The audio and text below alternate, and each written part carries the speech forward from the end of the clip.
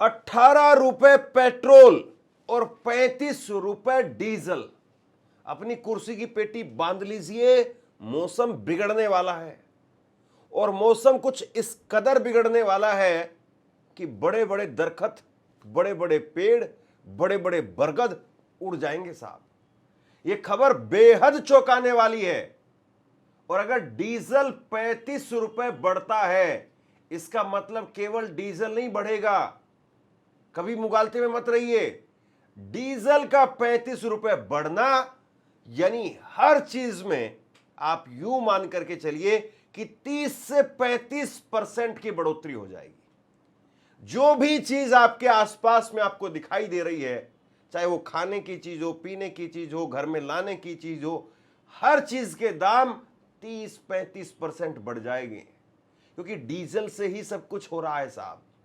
Petrol तो यानी यूं कहिए कि प्राइवेट वो काम में आता है। डीजल से ही सारा काम, कमर्शियल काम डीजल से ही होता है। अब ये जो खबर सामने आ रही है, जो खबर मैं आपके सामने रखने जा रहा हूं, इसका अगर मैं लबो लबाब आपको कहूं तो जोर का झटका वो जोर से नहीं बल्कि बहुत जोर से लगने वाला है। जैसे कि एरोप्लेन के अंदर कहा जाता है कि भैया अब हम पता नहीं किस तरीके से जाकर के लैंड करेंगे। तो इसलिए ना केवल आपको कुर्सी की पेटी बांधनी है, बल्कि जोर से जकड़ करके अपने आप को पकड़ करके सुरक्षित रखने की कोशिश कीजिए। क्योंकि विमान जो है वो अब जमीन पर लैंड करने के लिए जा रहा है, लेकिन जिस जमीन पर हम उतरने के लिए जा रहे हैं, जिस रनवे पर हम लैंड करने के लिए जा रहे हैं, वो जमीन बहुत ऊबड़ खाबड़ है। एक बड़ी रिपोर्ट निकल करके सामने आई है और वो रिपोर्ट है विदेशी ब्रोकरेज फर्म मैक्वायरी की। और इस रिपोर्ट के अंदर कहा गया है कि पेट्रोल 18 रुपए, डीजल 35 रुपए बढ़ने वाले हैं। और इंतजार हो रहा है बंगाल, असम, केरल, तमिलनाडु और पुडुचेरी के चुनाव के नतीजों का। लेकिन नतीजे 4 तारीख को आएंगे। बंगाल में दूसरे चरण की, आखिरी चरण की जो वोटिंग है वो 29 अप्रैल को खत्म हो जाएगी। तो 29 अप्रैल को अगर शाम को 8 बजे अगर आपके पास में खबर सामने आ जाए कि भैया ये हो गया है, तो आप आश्चर्य मत मानना। 30 तारीख को सुबह 10 बजे आ जाए तो भी आप आश्चर्य मत मानना। लेकिन ये होना लगभग तय माना जा रहा है। और क्यों हो रहा है साहब? क्योंकि रोजाना 1600 करोड़ रुपए का, गौर से सुनिए, 1600 करोड़ रुपए का नुकसान कंपनियों को हो रहा है रोजाना। ये कंपनियां किसी की माई बाप नहीं है। वो जो खून है जो इनके अंदर है वो हमारा ही है। हमारा ही खून चूस चूस करके कंपनियां इतनी बड़ी हुई हैं, सब समझते हैं लोग। तो ये कंपनियां जो रोजाना 1600 करोड़ रुपए का नुकसान उठा रही हैं, और ये 1600 करोड़ रुपए तो अभी है। आप अपनी स्क्रीन पर देखिए, ये 46 दिनों के अंदर, बीते 46 दिनों में जब से ये युद्ध शुरू हुआ है, तब से कच्चे तेल की जो कीमत है वो कुछ इस तरीके से बढ़ी है। 27 फरवरी को $73 प्रति बैरल कच्चे तेल की कीमत थी। और उसके बाद में ये 19 मार्च को बढ़ करके सबसे हाईएस्ट $120 प्रति बैरल पहुंची। और उसके बाद में थोड़ा सा नीचे आकर के $100 प्रति बैरल पर आज की तारीख में है। इसका मतलब आप समझिए कि ये जो तेल की कीमतें हैं जिस रफ्तार से ऊपर गई, उस वक्त में जब 19 मार्च को जब ये तेल की कीमतें जब ऊपर गई थी, उस वक्त में तकरीबन 2400 करोड़ रुपए का नुकसान इन तेल की कंपनियों को रोजाना हो रहा था। यहां पर एक बताने वाली बात और ध्यान देने वाली बात यह है कि जब तेल की कीमतें सस्ती थी, अभी ये 27 फरवरी नहीं, उससे पहले जब क्रूड ऑयल की कीमतें वो सस्ती थी, उस वक्त में आपको हमको 100 रुपए में ही डीजल पेट्रोल मिल रहा था। हमें कोई सस्ता नहीं मिला। इन कंपनियों ने खूब चांदी कूटी है। और कंपनियों ने कैसे चांदी कूटी और कंपनियों ने कैसे सरकार की जेब भरी, सबके सामने वो चीजें हैं, मुझे बताने की अलग से जरूरत नहीं है। तो साहब, जिस वक्त में सस्ता था उस वक्त में तो इनके घर बन रहे थे, उस वक्त में तो इनके लड़कों की शादियां हो रही थी, एक साल का रिसेप्शन चल रहा था। आपको सब पता होगा कि कैसे वो रिसेप्शन चल रहा था। और वो रिसेप्शन ऐसा नहीं था कि कोई आसमान से पैसा बरस रहा है, जो आप देख रहे थे कि आज यहां पर रिसेप्शन हो रहा है, वहां पर रिसेप्शन हो रहा है। आज फला नेता नाच रहा है, आज फला हीरोइन नाच रही है, वो ऐसे ही नहीं नाच रहे थे भाई, सब जानते हैं। तो कुल मिलाकर के 2400 करोड़ रुपए का इन कंपनियों को रोजाना नुकसान हो रहा था और सरकार ने इनको राहत दे दी। सरकार ने 10 रुपए एक्साइज ड्यूटी वो डीजल के ऊपर कम कर दी और पेट्रोल पर वहां पर भी 10 रुपए कम कर दी। अब पेट्रोल पर 3 रुपए एक्साइज ड्यूटी है और डीजल पर 0 कर दी गई है। तो इसका जो फायदा है वो भी आम आदमी को नहीं हुआ।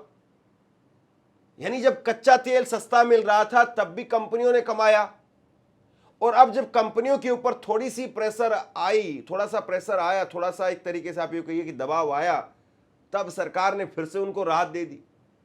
और अब कंपनियों के ऊपर फिर प्रेशर आ रहा है तो चुनाव तक उनको केवल झेलना है। यानी आज 14 तारीख हो गई है, 29 तारीख तक 15 दिन और झेलना है।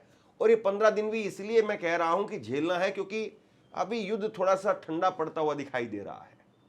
वो डोनाल्ड ट्रंप पाकिस्तान जाकर के बातचीत कर रहे हैं, ये हो रहा है वो हो रहा है, तो युद्ध थोड़ा सा ठंडा पड़ता हुआ दिखाई दे रहा है। इसलिए चीजें आप यूं कहिए कि अभी स्टेबल दिखाई दे रही हैं।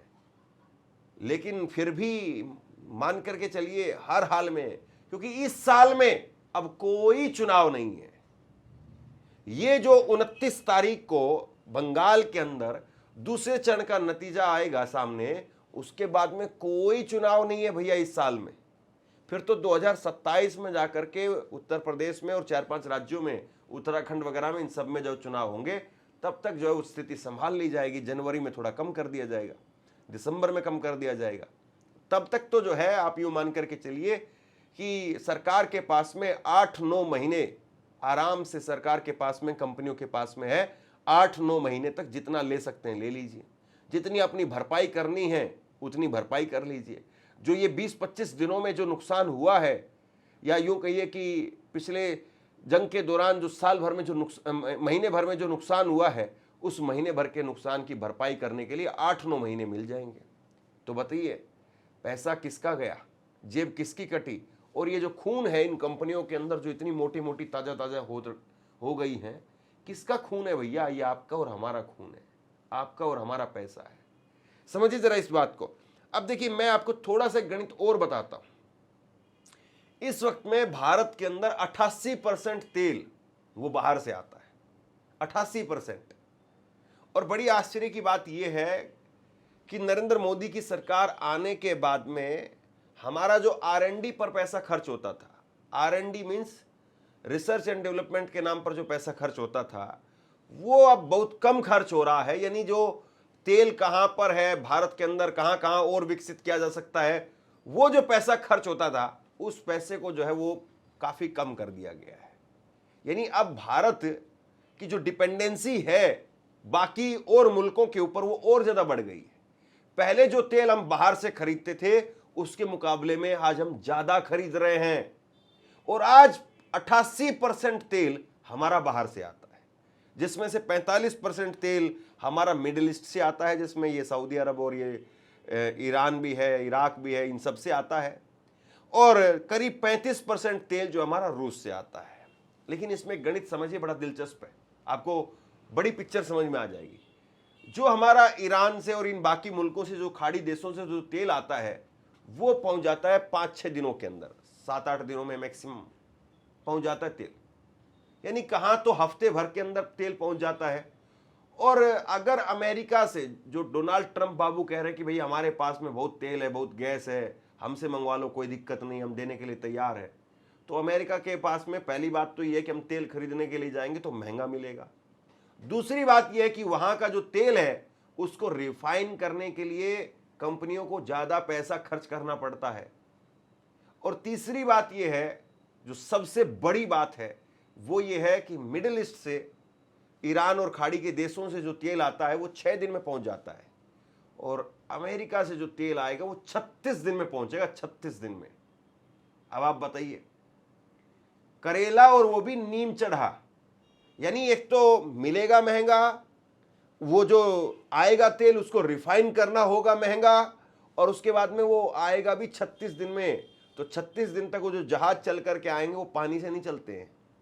36 दिन का यानी 30 दिन एक्स्ट्रा जहाज का जो किराया है वो भी कंपनियां आप में से और हम में से ही निकालेगी। रूस से जो तेल आता है वो भी तकरीबन जो है वो 20-22 दिन में रूस से तेल आ जाता है। यानी अमेरिका से तेल 15 दिन रूस के मुकाबले ज़्यादा, ईरान और खाड़ी देशों के मुकाबले 30 दिन ज़्यादा तेल जो है वो अमेरिका से आता है। तो कुल मिलाकर के अमेरिका के साथ में यारी वो घाटे का सौदा है। खैर फिर भी my dear friend Donald Trump और ये सारी बातें आप जानते ही हैं, ज़्यादा क्या कहना है। बात क्या है, बात ये है साहब कि जिस तरीके से आम आदमी के ऊपर मार पड़ रही है ये किसी से छिपी भी नहीं है। और एक ग्राफिक के जरिए मैं आपको थोड़ी सी तस्वीर दिखाता हूं। इस वक्त में जो खाद्य तेल है यानी जो खाने पीने का जो तेल है वो 7% उसकी वृद्धि हो गई है, 7% महंगा हो गया है। जो घरेलू उपकरण है वो 10 से 15% महंगे हो गए हैं। टेक्सटाइल के अंदर 20 से 25% की लागत की वृद्धि जो बढ़ गई है और पेंट जो है वो 48% क्रूड ऑयल की वजह से जो है उसकी लागत वृद्धि जो बढ़ गई है। यानी कंपनियों के अंदर जो कच्चा मटेरियल है वो इतना बड़ा है, तो बाजार में जब ये चीजें आएंगी वो कितनी बढ़ जाएंगी। आपका जो खाने पीने का तेल, अब खाने पीने का तेल अगर महंगा होगा तो समझ लीजिए सब कुछ महंगा हो जाएगा, क्योंकि जितनी भी आइटम्स हैं वो खाने पीने के तेल में, यानी समोसा बन रहा है, आपका ब्रेड बन रहा है, आपकी और दूसरी आइटम्स है, छोले भटूरे आप अगर खा रहे हैं, पूरी खा रहे हैं, रोटी खा रहे हैं, सब्जी खा रहे हैं, सारी चीज़ तो तेल में से निकल करके आती है। खाने वाले तेल की बात कर रहा हूँ मैं। और जो वो आएंगी दूसरे राज्यों से, जो ट्रांसपोर्ट का जो खर्चा है वो डीजल से आएंगी, वहाँ पर डीजल 35 रुपये महंगा होगा। आग लग जाएगी, आग। थाली के अंदर ढूंढते रह जाएंगे बैंगन कहाँ पर है, टमाटर कहाँ पर है, मिर्च कहाँ पर है, और पता चलेगा कि फिर मिर्च और नमक के साथ में रोटी खानी पड़ रही है। और दूसरा आप देख लीजिए, जितने भी घरेलू उपकरण हैं वो बढ़ रहे हैं, जितने भी टेक्सटाइल के अंदर यानी जो काम करने वाले लोग हैं उनके ऊपर मार पड़ेगी, नौकरियां खत्म हो जाएंगी। और फिर उसके साथ साथ जो पेंट वगैरह और ये सारी चीजें हैं वो भी महंगी हो रही है। यानी कुल मिलाकर के कोई ऐसा सेक्टर नहीं है जहां पर ये कहा जा सके कि चलिए साहब यहां पर कम से कम राहत है। कहीं राहत दिखाई नहीं दे रही है। अब इसका मतलब क्या है? इसका मतलब यह है कि वाकई कुर्सी की पेटी बांध लीजिए, मौसम बिगड़ने वाला है। अब बड़ी बात एक और समझ लीजिए चलते चलते, डीजल और पेट्रोल अगर बढ़ेगा तो भैया हर आदमी को लाइसेंस मिल जाएगा दाम बढ़ाने का। जिस दिन पेट्रोल के दाम बढ़ जाएंगे, जिस दिन डीजल 35 रुपए बढ़ जाएगा, आप यकीन मान करके चलना, बाजार में जिस दिन भी आप चलेंगे उसी दिन हर चीज के दाम जो है वो अपने आप 20 रुपए, 50 रुपए, 100 रुपए, 150 रुपए, 200 रुपए, 250 रुपए, 500 रुपए अपने आप बढ़ जाएंगे। ये सिंपल सा गणित है। जो चीज छोटी है उसमें 5 या 10 रुपए की बढ़ोतरी होगी, जो चीज थोड़ी बड़ी है उसमें 50 से 60 रुपए की बढ़ोतरी होगी, जो उससे थोड़ी और बड़ी है उसमें 150 से 200 रुपए की बढ़ोतरी होगी, जो थोड़ा और बड़ी है वो 500 रुपए तक की बढ़ोतरी हो जाएगी। आपका घर बनाना, सीमेंट वगैरह, सरिया वगैरह वो भी महंगे हो जाएंगे, पत्थर वगैरह वो भी महंगा हो जाएगा, क्योंकि आ तो ट्रांसपोर्ट से रहा है, बिजली वो जो डीजल खर्च हो रहा है उसी से, बिजली से कितना चीजें चला लेंगे, इलेक्ट्रिक से चीजें चलती कितनी है। गर्मियों में एसी नहीं चलते हैं, वहां पर ट्रांसफार्मर जो है वो फूक जाते हैं, उसमें आग लग जाती है। तो भैया कुर्सी की पेटी ना केवल बांधनी है बल्कि जकड़नी है, पकड़नी है। खर्चे कंट्रोल करिए, रोकिए, संभालिए, वरना ऐसा अंधकार, ऐसा तूफान आ रहा है कि इस अंधकार में, इस तूफान के अंदर ना जाने कितने किले ध्वस्त हो जाएंगे, ना जाने कितनी छोटी छोटी फैक्ट्रियां, कंपनियां वो तबाह हो जाएंगी, ना जाने कितने छोटे छोटे बेचारे परिवार हैं वो खत्म हो जाएंगे, ना जाने, डर लगता है सोच करके कि कितने लोग, बस मैं आगे नहीं कहना चाहता हूं। तो उम्मीद करिए, ऊपर वाले से दुआ करिए कि ये पहली बात तो ये है कि ट्रंप बाबू रुक जाए, मान जाए, इस युद्ध को खत्म कर लें, पहली बात। दूसरी बात, सरकार कम से कम सीधे लोगों के ऊपर पत्थर ना आने दे। वो जो छतरी आपने बनाई इतने सालों तक, जो आपने पैसा और ये कंपनियों ने जो पैसा कमाया है, थोड़ा सा उस पर वजन जाने दें। अगर ये सीधा पत्थर लोगों के ऊपर आकर के गिरा तो सीना फाड़ करके निकल जाएगा, इतनी स्पीड से पत्थर आ रहा है। कंपनियां बड़ी होती है, उनके पास में पैसा होता है, रिसोर्सेज होते हैं, सरकार के पास में बहुत सारी ताकत होती है। अगर वो अपनी छतरी लगाएंगी तो हो सकता है कि लोगों तक जो आंच आएगी थोड़ा सा उसमें राहत मिल जाए। अगर डायरेक्ट लोगों के ऊपर आंच आई तो फिर बहुत मुश्किल होगा। ये आप मान करके चलिए। और मैं डरा नहीं रहा हूं, मैं हकीकत से आपको रूबरू कराने की कोशिश कर रहा हूं। मैं चाहता हूं कि आप अपनी कुछ न कुछ मुकम्मल तैयारी करें, ताकि वो जो तूफान आए तो उस तूफान में आपको ऐसा ना लगे कि भैया अगर पता होता तो हम ये सामान अंदर रख लेते, वो सामान अंदर रख लेते, वो वाली स्थिति ना हो। तो इसलिए तैयारी रखिए, धैर्य के साथ में काम करिए, अपने विकल्प उन पर काम करिए, क्या क्या ऑप्शन हो सकते हैं, क्या क्या आप कर सकते हैं, कहाँ कहाँ से बचा सकते हैं, उन पर आप काम कीजिए। शुक्रिया। इस खबर को शेयर जरूर कीजिए, लोगों तक पहुंचाइए, बहुत ज़रूरी है। और इस वीडियो को आप लाइक जरूर करिए, चैनल को सब्सक्राइब करिए, ताकि ऐसी खबरें लगातार आप तक पहुंचती रहे। बहुत बहुत धन्यवाद। आपसे कुछ कहना चाहता हूं। आज के वक्त में पत्रकारिता करना कितना मुश्किल काम है, लेकिन अगर ऐसे में भी कोई आपकी खबर दिखा रहा है, कोई आपके मुद्दे पर बात कर रहा है, तो आपको भी उसका साथ देना चाहिए। अगर आपको लगता है कि मेरी पत्रकारिता सही है, मैं आपके लिए आपकी खबर वो दिखा रहा हूं, तो ऐसे में आप मेरा सहयोग कीजिए। आप इस वीडियो को जब लाइक करेंगे तो लाइक के साथ में ही एक थैंक्स का बटन आपको दिखाई देगा। उस थैंक्स के बटन पर आप क्लिक कीजिए और जो भी सहयोग राशि दे सकते हैं वो दीजिए। दूसरा, आप चैनल को ज्वाइन कर सकते हैं और चैनल को ज्वाइन करके भी मुझे मदद कर सकते हैं।